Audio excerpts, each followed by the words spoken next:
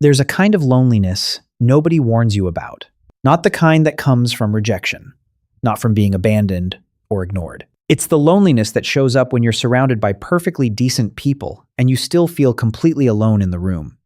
You've tried.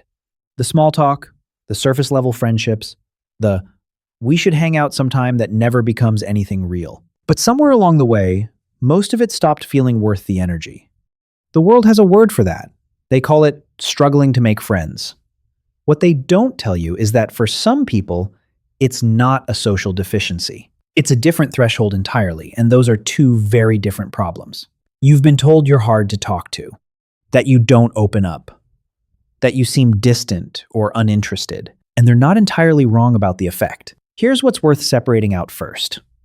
Some people avoid connection because they're afraid of it, and that's a real thing. And it's different from what this is about. What psychology is starting to map is a specific group whose difficulty comes not from fear, but from a fundamentally different standard for what connection actually means.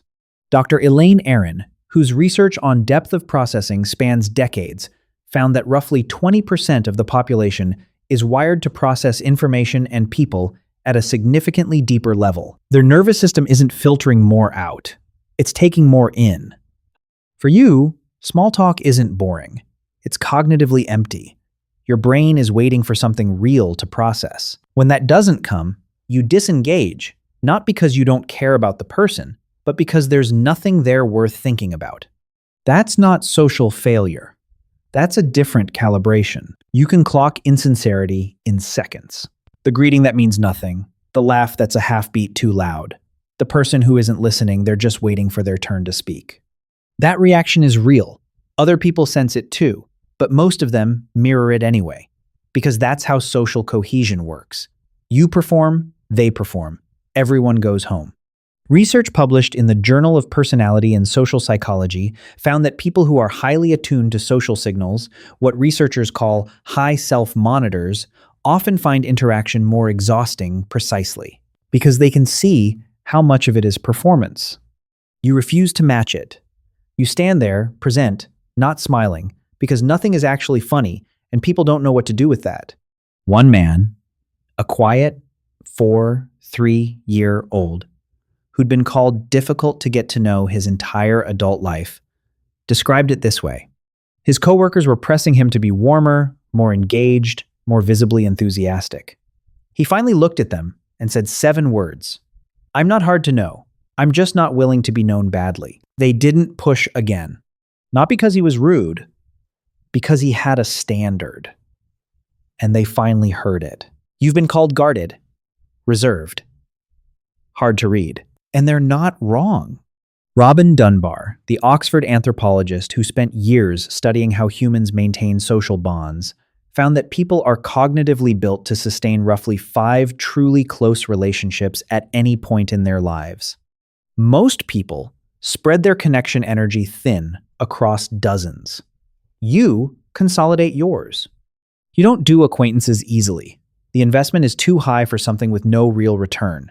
You'd rather have one person you can say anything to than 20 you have to be careful around. Most people see that as a deficit. It's actually a form of precision. You've built a filter. Most people never thought to question theirs. If this is the first time someone put a name to this, there's more where that came from. Follow for more on the psychology of quiet intensity. But here's the question I need you to sit with. Is this really about being wired for depth, or have you been using that explanation to avoid the risk of rejection one more time? Because both look identical from the outside. The man with high standards for connection and the man who stopped trying after being hurt too many times. They have the same social life, same quiet Friday nights, same unanswered texts. Only you know which one it is. Either way, what comes next is true for both. When something genuinely interests you, you go quiet. You think. You don't broadcast it. And when something doesn't interest you, you don't pretend otherwise. In most social environments, especially male ones, this gets read as arrogance, like you think you're above the room. And people do feel it. The energy shifts when you walk in not performing. Most people find that harder to be around than open hostility, at least hostility they know how to respond to. What's actually happening is more specific. Dr. John Cacioppo, who spent years at the University of Chicago studying human social connection, found that social pain activates the same neural pathways as physical pain, and that people who experience social rejection more acutely often build entire operating systems designed around not exposing themselves to it again. Your lack of performance isn't contempt. It's the most honest response in the room. You never learn to smile at things that aren't funny. That's a calibration. Most people never notice they made the other choice. If you're a man, this has probably been sharper. Male friendship is largely built on doing things together, shared activity, side-by-side presence, not face-to-face disclosure.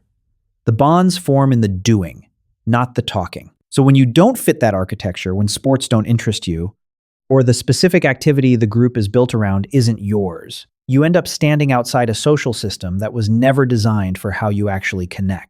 That's not a character flaw. That's a structural mismatch. And it means you've spent decades in rooms that weren't built for you, wondering why they never felt like home.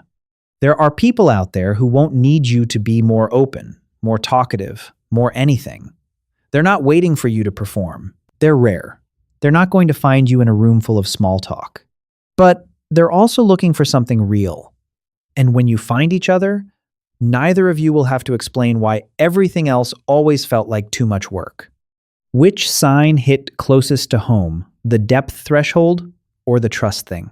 Drop it in the comments. I'm curious. And if you know someone who's always been called hard to get close, to send this to them. Sometimes just having a name for it changes everything.